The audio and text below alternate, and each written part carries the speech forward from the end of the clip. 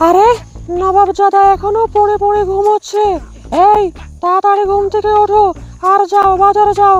বাজার থেকে দেখে বেশ কি ভালো কিছু ইলিশ মাছ নিয়ে এসে যাও। কোনো কাজকর্মের ঠিক নাই, সারাদিন শুধু ঘুম আর ঘুম। এই ওঠো। কে? এই কে কে? ও আচ্ছা গিন্নি তুমি। আমি তো পুরো ভয় পেয়ে গিয়েছিলাম। তাই এত চিৎকার চেঁচামেচি করার কি দরকার বলো তো? যাচ্ছি, আমি এখনই বাজারে যাচ্ছি, এটা বললেই তো হয়। না, তোমাকে নিয়ে আর পারি না আমি।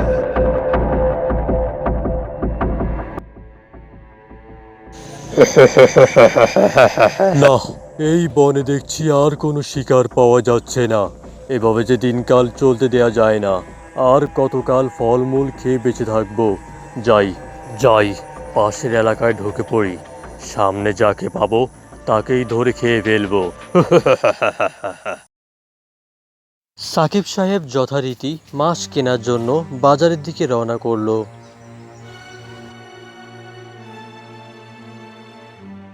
না, বুঝলাম না। এতক্ষণ হাঁটলাম তাও কোনো শিকার পাচ্ছি না। এভাবে চলতে থাকলে যে আমাকে না খেয়ে মরতে হবে। যাই, আরও ভালো করে ঘুরে দেখি। যাক, বাজার থেকে দেখে বেশ ভালো একটা মাছ কিনতে পেরেছি। গিন্নি দেখলে নিশ্চয়ই খুশি হবে।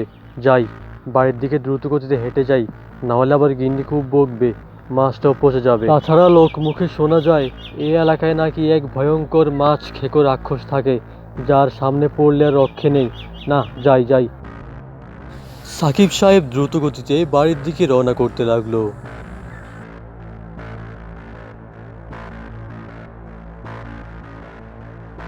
সাকিব সাহেব হাঁটতে হাঁটতে কখন যে রাক্ষসের আস্তানায় চলে আসলেন তিনি তা বুঝতে পারলেন না। ওহ, কি গরমটাই না পড়তেছে। তাছাড়া প্রচুর হাঁটলাম। না, এখানে একটু বসে জিরিয়ে নেই, আর একটু পরে না হয় চলে যাব। বাড়ি তো চলেই এসেছে প্রায়। না, আমার এই বউটার জন্য আর পারি না। এই গরমের মধ্যে আমাকে বাজারে পাঠিয়েছে। রাতের বেলায় বাজারে পাঠালেও তো হতো।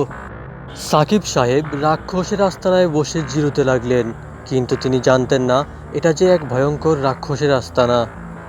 এদিকে অনেকক্ষণ ঘোরাঘুরি করার পর রাক্ষস তার আস্তানায় ফিরে আসলো।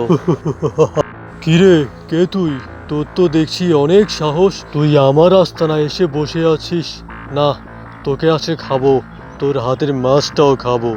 অনেক দিন হয়েছে কোনো মানুষের রক্ত মাংস খাই না। আজকে তোকে খেয়ে আমার সেই খিদে পূরণ করব।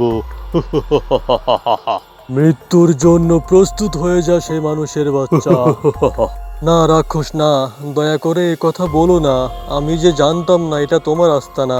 আর দেখো, তুমি আমাকে খেয়ে তো মজা পাবে না। তাছাড়া আমি বলি কি, আমার বউ খুব ভালো রান্না করতে পারে।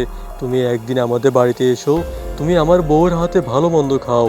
তারপর যদি তোমার সেই খাওয়া পছন্দ হয়, তুমি যখন মন চায় তুমি তখনই আমার বাড়িতে এসে খেয়ে যাবে, কোনো সমস্যা নেই।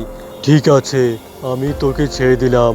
তবে মনে রাখিস, তোর এই ওয়াদার কথা তুই কখনোই ভুলতে পারবি না। যদি ভুলে যাস তাহলে তোকে তো খাবো খাবো, তোর বউকেও আমি খাবো। মনে রাখিস কিন্তু ভালো করে তুই।